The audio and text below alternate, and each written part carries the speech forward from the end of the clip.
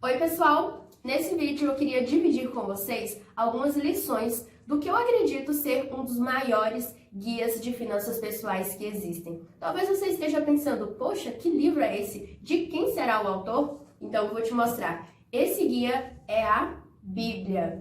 E olha só, meu intuito aqui não é fazer uma pregação, nada disso. Mas eu vou falar 7 princípios, 7 lições que eu retirei aqui da Bíblia e que nós podemos aplicar na nossa vida financeira, nas nossas finanças pessoais. A Bíblia está repleta de ensinamentos práticos que nós podemos retirar para a gente poder aplicar no nosso dia a dia. E em relação às nossas finanças, não é diferente. Há muita coisa a ser extraída daqui e eu trouxe apenas uma pequena parte.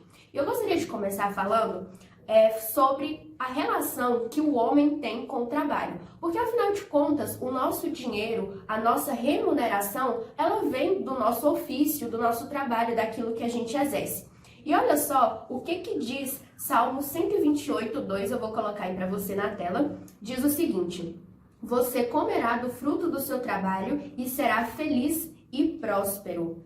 Além disso, também temos outra passagem que diz respeito ao trabalho. Diz assim, ó, é 2 Tessalonicenses 3:10-12, que é: quando ainda estávamos com vocês, nós lhe ordenamos isso. Se alguém não quiser trabalhar, também não coma. Pois ouvimos que alguns de vocês estão ociosos, não trabalham, mas andam se intrometendo na vida alheia.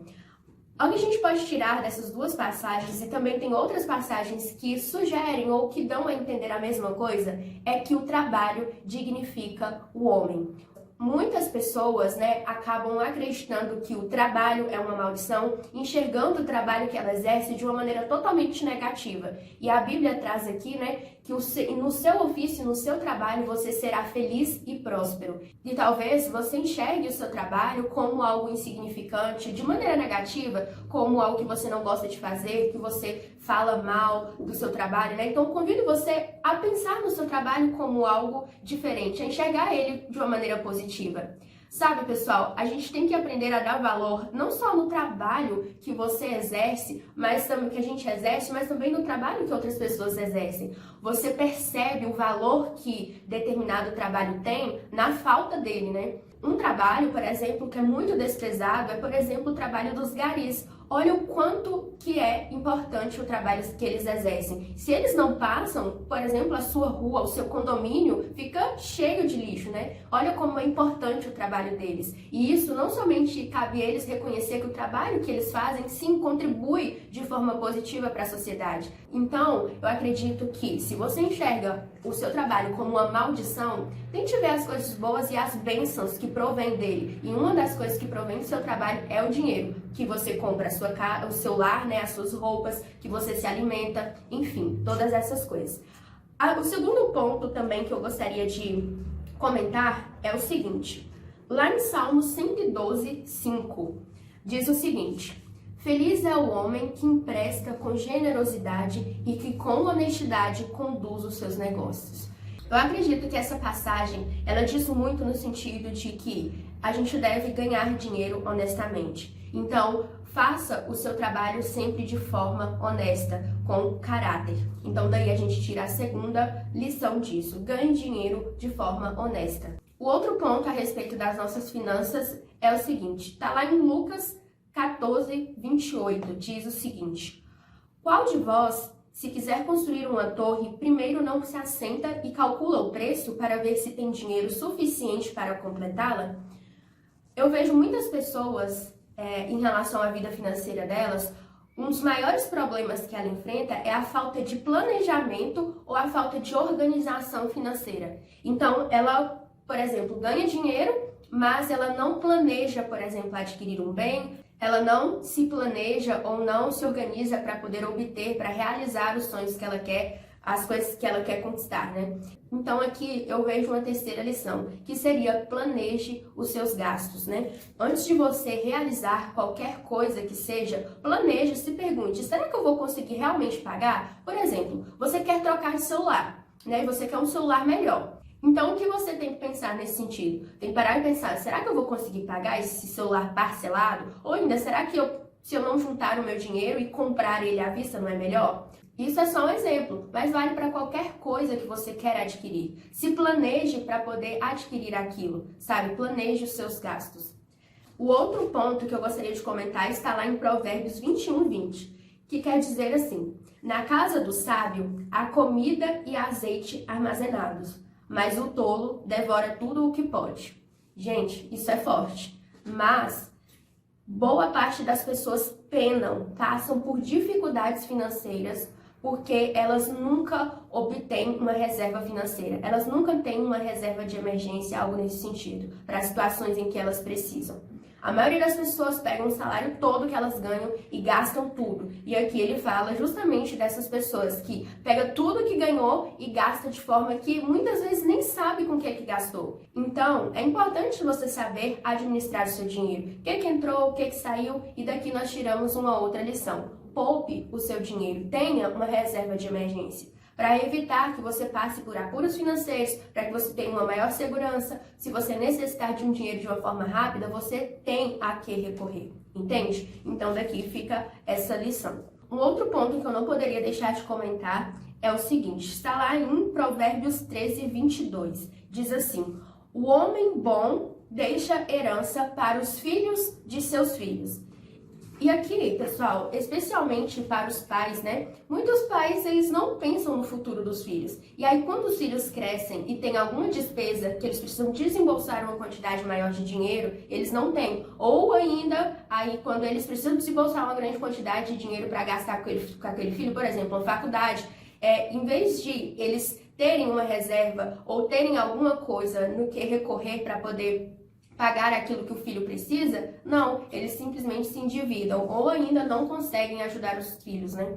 Enfim, aqui fala que o homem bom, ele deixa herança para os filhos, dos seus filhos, até mesmo para os netos. E eu gostaria de comentar aqui um ponto muito interessante, que é a questão de legado. Pouco se fala sobre isso, sabe, pessoal? E eu acredito que o legado que os pais podem deixar para os seus filhos, claro, obviamente que tem a herança que você pode deixar e você deve deixar para os seus filhos é as suas virtudes, é transmitir para os seus filhos os valores primordiais da vida, quais os valores que ele deve alimentar. Herança tanto no sentido das virtudes, quanto também uma herança financeira. Construa um patrimônio, não somente pensando em gastar tudo aqui enquanto você está vivo, né? Pense nos seus filhos, como que eu posso construir um patrimônio, não somente para mim, mas que vai pendurar, que eu vou deixar um legado para os meus filhos, para os meus netos, para as próximas gerações.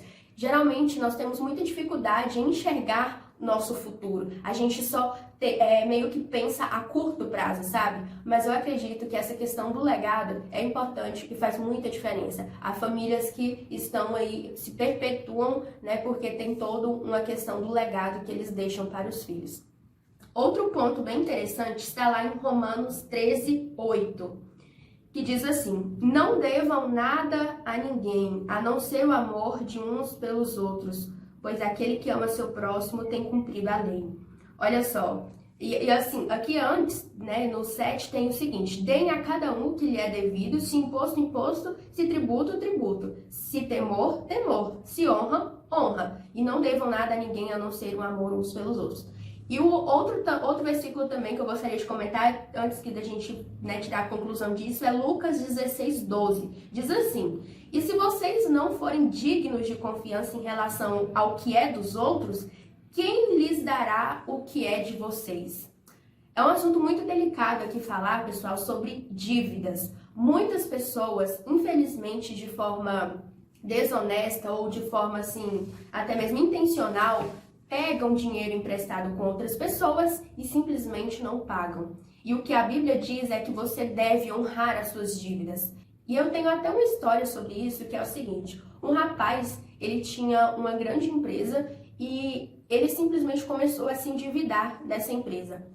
Ele começou a se endividar, a se enrolar nas dívidas, até que ele ficou devendo, tendo uma dívida de mais de R$500 mil.